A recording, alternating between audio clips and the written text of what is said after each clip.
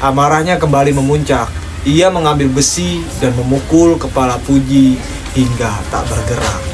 Assalamualaikum warahmatullahi wabarakatuh. Terima kasih telah mengklik video ini. Hai guys, kembali lagi channel gue Halim Mujti. Kali ini gue akan menceritakan sebuah pembunuhan yang menggemparkan Indonesia. Pembunuhan ini dikarenakan utang piutang kepada tetangga. Penasaran kisahnya? Oke, jadi gak usah senyum. Stop kalian senyum bro. Mari kita dengarkan kisahnya. Astini Sumiati lahir pada tahun 1955 di Jombang, Jawa Timur. Sehari-hari ia dikenal sebagai ibu rumah tangga biasa di kawasan Surabaya. Namun, di balik sosok yang terlihat ramah, tersimpan sifat temperamental yang kelak menjadi pemicu dari salah satu kasus pembunuhan paling menggemparkan di Indonesia. Astini bukan berasal dari keluarga kaya. Kehidupan ekonominya kerap goyah, memaksanya berhutang kepada beberapa tetangga. Pada awalnya, hutang itu dianggap kecil dan sepele. Namun, ketika jumlahnya menumpuk dan para pemberi pinjaman mulai menagih, Astini merasakan tekanan mental yang berat. Rasa malu dan gengsi menjadi bara yang terus menyala di dalam dirinya. Kejadian pertama yang mengubah hidupnya terjadi pada 1992. Seorang tetangga bernama Rahayu yang akrab disapa Ibu Syukur datang ke rumah untuk menagih uang pinjaman sebesar 1.250.000. Jumlah itu besar bagi Astini dan ia tidak punya cara untuk membayarnya. Dalam percakapan yang memanas, terjadi percekcokan. Astini merasa direndahkan, emosi menguasai logika, hingga ia melakukan tindakan fatal, membunuh Rahayu. Yang membuat perbuatan ini semakin mengerikan adalah caranya menghilangkan jejak. Astini memutilasi jasad korban menjadi beberapa bagian, lalu membuangnya di berbagai lokasi di Surabaya. Potongan tubuh itu ditemukan dalam kondisi mengenaskan, tapi saat itu tidak ada bukti yang langsung mengarah pada Astini. Ia lolos tahun kemudian, pada November 1993. Kejadian serupa terulang. Korban kali ini adalah Sri Astuti Wijaya. Nominal utang jauh lebih kecil, sekitar 250.000 hingga 300. Tapi luka harga diri di hati Astini lebih besar. Perdebatan yang terjadi di rumahnya kembali berujung pada pembunuhan. Dengan metode yang sama, Astini memutilasi korban dan membuang bagian tubuhnya di lokasi berbeda. Hingga saat itu, polisi belum menghubungkan kedua kasus tersebut. Astini tetap melanjutkan hidupnya seolah tidak terjadi apa-apa. Namun, di dalam dirinya, batas moral sudah runtuh. Februari 1996 menjadi titik puncak kebiadaban Astini. Kali ini, korban adalah Puji Astuti, seorang tetangga yang juga teman dekatnya.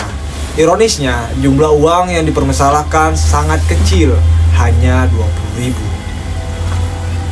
Puji datang ke rumah Astini pada malam hari, sekedar mengingatkan soal utang tersebut.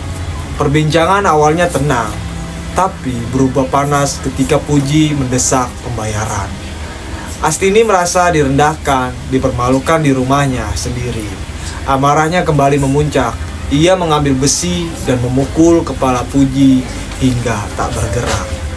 Bukannya panik, Astini malah bergerak cepat. Ia membawa tubuh Puji ke dapur, lalu membungkusnya dengan keset untuk menahan darah. Ia mengambil pisau dan memotong tubuh itu menjadi sekitar 10 bagian. Proses ini dilakukan dengan dingin, seperti seseorang yang sudah terbiasa. Potongan tubuh dimasukkan ke kantong plastik hitam, lalu dibuang di berbagai tempat, beberapa di sungai, lainnya di pinggir jalan sepi. Namun, kali ini keberuntungan tidak memihaknya. Beberapa hari kemudian, warga menemukan sebuah kantong plastik berisi potongan kepala manusia di daerah Wonorejo. Laporan langsung masuk ke polisi. Petugas melakukan penyisiran dan menemukan bagian tubuh lain di lokasi berbeda. Penyelidikan intensif dilakukan. Polisi menelusuri hubungan korban dan nama Astini muncul karena ia diketahui berutang pada Puji. Saat diperiksa, ia awalnya menyangkal, tapi bukti-bukti mulai menumpuk. Sidik jari Astini ditemukan pada beberapa barang bukti. Setelah diinterogasi berjam-jam, ia akhirnya mengaku bukan hanya pada pembunuhan Puji, tapi juga 2 pembunuhan sebelumnya. Pengakuan Astini mengguncang publik. Fakta bahwa seorang ibu rumah tangga bisa melakukan 3 pembunuhan berantai dengan modus yang sama. Hanya karena persoalan utang membuat masyarakat terkejut dan takut. Media menjulukinya ibu pemutilasi dari Surabaya.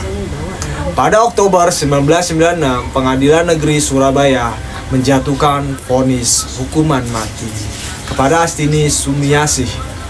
Hakim menilai perbuatannya tergolong sadis, berencana, dan tanpa penyesalan yang tulus. Ia lalu dipindahkan ke lapas wanita Malang untuk menjalani masa tunggu eksekusi. Selama hampir 9 tahun di penjara, Astini menjalani hari-harinya dengan tenang. Beberapa sumber mengatakan ia mulai rajin beribadah, namun tetap enggan membicarakan detail kejahatannya. Hingga akhirnya pada 20 Maret 2005, saat fajar, eksekusi dilaksanakan di lapangan tembak di Porong, Sidoarjo. Rebut tembak menembakkan peluru ke arah dada dan kepala, mengakhiri hidupnya. Kasus ini meninggalkan jejak panjang di benak masyarakat Surabaya. Rumah bekas kediaman Astini konon sering kosong karena calon penyewa merasa tidak nyaman. Beberapa mengaku mencium bau anyir yang tak hilang meski sudah dicat ulang. Kisah Astini menjadi pelajaran keras bahwa kejahatan tidak selalu lahir dari latar belakang kriminal. Kadang ia muncul dari orang biasa yang terjebak tekanan, rasa malu, dan dendam, lalu kehilangan kendali atas batas moralnya. Dalam kasus ini, nyawa 3 orang melayang hanya karena ego dan harga diri yang terluka.